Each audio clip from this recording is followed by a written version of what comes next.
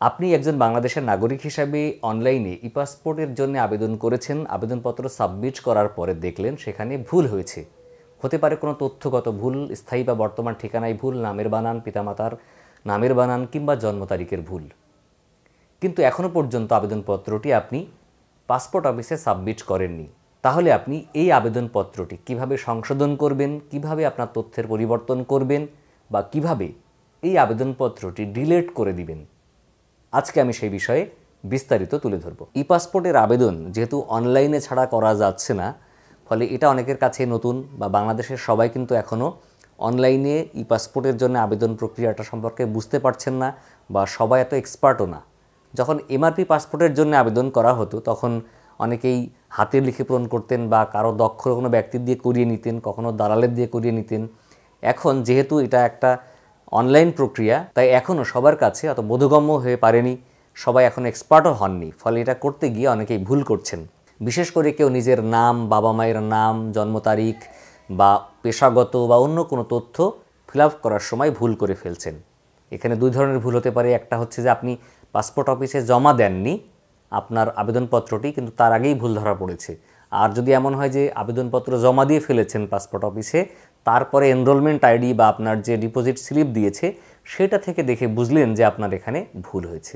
আমি প্রথমে বলে রাখি, যদি আপনার আবেদনপত্র পাসপোর্ট অফিসে জমা দেওয়ার পরে আপনার ভুলটা ধরা পড়ে, আপনি অতি সত্বর একদম দেরি না করে আপনার নিকটস্থ পাসপোর্ট অফিসে, যেখানে আপনি পাসপোর্টের জন্য আবেদনটা জমা দিয়েছিলেন, সেখানে যোগাযোগ করে এটা সংশোধন করে নেওয়ার চেষ্টা করে নিন। কারণ এটা আর আপনার হাতে নেই, আপনি চাইলে এটা সংশোধন করতে পারবেন না। আর পাসপোর্ট অফিস এটা করতে পারবে যদি এটা অ্যাপ্রুভ হওয়ার পরের পর্যায়ে না থাকে, বা এটা এনরোলমেন্ট প্রক্রিয়ায় না গিয়ে থাকে, অর্থাৎ প্রিন্টিং প্রক্রিয়ায় না গিয়ে থাকে, তার আগ পর্যন্ত হলে তারা পারবেন। যদি এমন হয় যে আপনার অনলাইনে ই পাসপোর্টে আবেদন করার সময় ভুলটা হয়েছে, অনলাইনে সাবমিট করেছেন কিন্তু এখনও পাসপোর্ট অফিসে জমা দেননি, তাহলে কিন্তু কিছু করার থাকে। প্রথমত আপনাকে অধৈর্য হলে চলবে না। এখন কিন্তু নিয়মটা হয়েছে যে আগে আপনি অনলাইনে আবেদন করবেন, তারপরে ব্যাংকে টাকা জমা দিবেন। যদি এমন হয় যে আপনার ব্যাংকে টাকা জমা দেওয়ার আগেই ভুলটি ধরা পড়েছে, তাহলে ব্যাংকে আর টাকা জমা দিবেন না। এই ভুলটা সংশোধন করবেন বা আপনার পাসপোর্ট আবেদনটা বাতিল করবেন এবং পুনরায় আবেদন করে পাসপোর্টের জন্য টাকা জমা দিবেন। আর যদি এমন হয় আবেদন সাবমিট করে ফেলেছেন অনলাইনে, ব্যাংকে টাকা জমা দিয়ে ফেলেছেন কিন্তু পাসপোর্ট অফিসে এখনও টাকা জমা দেননি, সেক্ষেত্রে আপনি যেটা করবেন, এই টাকার রসিদটা আপনার কাছে সযত্নে রেখে দিবেন। কেননা এইটা আপনি পুনরায় আবার ব্যবহার করতে পারবেন, আবার কাজে লাগাতে পারবেন। অডিট হওয়ার কিছু নেই এবং দীর্ঘমেয়াদী আপনার কাছে সংরক্ষণ করতে পারবেন। আপনার প্রথমত একটা অ্যাপয়েন্টমেন্ট ডেট ছিল, ওই ডেটে আপনি আবেদনপত্র জমা দিতে যাবেন না, না গিয়ে আপনি অপেক্ষা করবেন। যদি 21 দিন পরে আপনার এটা পরিবর্তন করা যায়, বাতিল করা যায়, তাহলে 21 দিন পরে করবেন। যদি আরও বেশি সময় লাগে তাহলে আরও বেশি সময় নিয়ে ধৈর্য ধরে অপেক্ষা করবেন। যেদিন আপনি এডিট করতে পারবেন এডিট করে নেবেন, এডিট করতে না পারলে যদি ডিলিট করতে পারেন তাহলে ডিলিট করে আপনি আপনার আবেদনপত্রটা বাতিল করবেন, করে পুনরায় সঠিকভাবে সঠিক নিয়মে সব ডকুমেন্টসের সাথে মিল রেখে আবেদনপত্র সাবমিট করবেন। এখন আমরা দেখে নেব যে কিভাবে আপনারা এই আবেদনপত্রটা এডিট বা সম্পাদনা করবেন কোনো ভুল থাকলে, বা কিভাবে ডিলিট করে ফেলবেন। আপনার ই পাসপোর্টের জন্য আবেদনপত্রটি যদি ডিলিট করতে চান, এডিট করতে চান কিংবা নতুন করে অ্যাপয়েন্টমেন্ট ডেট নিতে চান, তাহলে প্রথমে আপনাদেরকে প্রবেশ করতে হবে ই পাসপোর্টের নিজস্ব ওয়েবসাইট www.epassport.gov.bd এই ঠিকানায়। এখানে আসার পরে দেখেন এখানে সাইন ইন অপশান আছে। এখানে আপনার যে ইমেল আইডি পাসওয়ার্ড আছে সেটা দিয়ে সাইন ইন করতে হবে। প্রথমে এখানে আপনার ইমেল অ্যাড্রেস লিখতে হবে, যে অ্যাড্রেস দিয়ে আপনার এখানে অ্যাকাউন্ট খোলা ছিল, তারপরে পাসওয়ার্ড দিতে হবে এখানে যে পাসওয়ার্ডটা ছিল, তারপরে এখানে আই এম নট রোবটে টিক দিয়ে সাইন ইনে ক্লিক করতে হবে।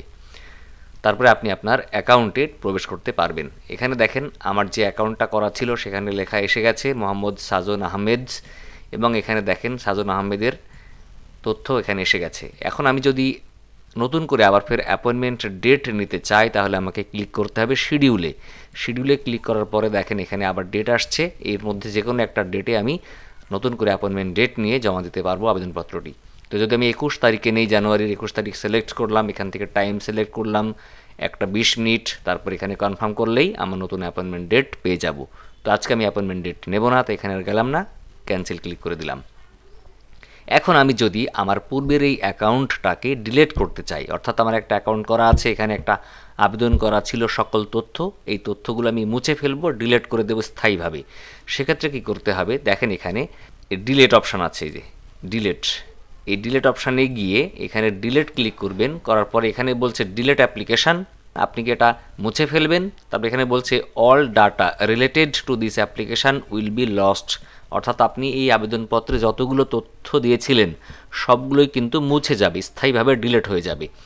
এখন যদি আমি ডিলিট ক্লিক করি তাহলে এটা ডিলিট হয়ে যাবে। তো যেহেতু এখন আমি ডিলিট করব না, আপনাদের দেখানোর জন্য এখানে আসলাম, তো এটা ক্যান্সেল করে দিচ্ছি। ফলে আপনারা আপনাদের অ্যাকাউন্ট কিন্তু এভাবে ডিলিট করে ফেলতে পারবেন এই ডিলিটে ক্লিক করে। এখন ডিলিট ছাড়া আরও দুটো অপশান আছে, যে এডিট অথবা নতুন করে আবেদন। আমি যদি নতুন করে আবার আমার অ্যাকাউন্ট দিয়েই আমার জন্য আবেদন করতে চাই কিংবা অন্যের জন্য আবেদন করতে চাই, সেটাও সম্ভব। সেক্ষেত্রে কী করতে হবে, দেখেন এখানে apply for a new E passport, এখানে ক্লিক করব। দেখেন এখানে একটা ইন্টারফেস এসে গেছে, বা ই পাসপোর্ট আবেদনের যে ফর্মটা এসে গেছে। এখানে যদি আপনি আপনার জন্য না করে আপনার পরিবারের অন্য কারোর জন্য আবেদন করতে চান, তাহলে আপনি এখানে পর্যায়ক্রমিকভাবে সমস্ত তথ্যগুলো ফিল আপ করে পরবর্তী স্টেপে গেলে আপনি আর একটা আবেদন সাবমিট করতে পারবেন। আর যদি মনে করেন যে না আপনার জন্যই নতুন করে আবার আবেদন করবেন পূর্বেরটা বাতিল করে, তাহলে দেখেন এখানে লেখা আছে অ্যাপ্লাই ফর মাই সেলফ, এখানে ক্লিক করলাম, করলে আপনার আগের তথ্যগুলো কিন্তু এসে গেছে। এগুলো কিন্তু কোনো পরিবর্তন করা যাবে না, যেমন নাম, হ্যাঁ এটা পরিবর্তন করা যাবে না, আর বাকি তথ্যগুলো পরিবর্তন করা যাবে। তাহলে নাম পরিবর্তন করতে গেলে কি করতে হবে সেটা আমি দেখিয়ে দেবো। তো এখানে আপনি আবার ফের সিলেক্ট করবেন জেন্ডার, তারপরে হচ্ছে এখানে আপনার পেশা সিলেক্ট করবেন, তারপরে এখানে আপনার যদি পূর্বের ডিস্ট্রিক্ট অফ বার্থ ভুল থাকে সেটা সিলেক্ট করে নেবেন, যদি ডেট অফ বার্থ ভুল থাকে তাহলে এখান থেকে ঠিক করে নেবেন, এবং সিটিজেনশিপটা অবশ্যই বাই বার্থ হলে বাই বার্থ অন্যান্য তথ্য দিয়ে ফিল আপ করে নিয়ে সেভ অ্যান্ড কন্টিনিউ যাবেন। এখন এখানে দেখেন আপনি নতুন করে আবেদন করতে গেলে আপনার নাম, আপনার হচ্ছে সারনেম, গিভেন নেমও চেঞ্জ করা যাচ্ছে না। তাহলে এখানে কি করবেন, আগে আপনার নাম এবং সারনেম গিভেন নেমটা সংশোধন করে নিয়ে আসবেন। সেক্ষেত্রে যেতে হবে আপনাকে এই যে নামের এখানে স্ক্রলিংয়ে দেখেন অ্যাকাউন্ট অপশান আছে, অ্যাকাউন্ট সিলেক্ট করে নিলাম, নিলে এখানে দেখেন এডিট অ্যাকাউন্ট ডাটা, এখান থেকে আপনি আপনার নাম, তো এখান থেকে আপনার নাম পরিবর্তন করতে পারবেন। যেমন এখানে মোহাম্মদ সাজন আহমেদ ছিল, আমি মোহাম্মদ সাজন আহমেদ খান দেব, AHAN খান দিলাম, দেওয়ার পরে আমার নামটা পরিবর্তন হয়ে গেল, হয়তো এই ভুলটা ছিল। এখন দেখেন এখানে সেভ চেঞ্জ, এখানে ক্লিক করলেই এটা সেভ হয়ে যাবে।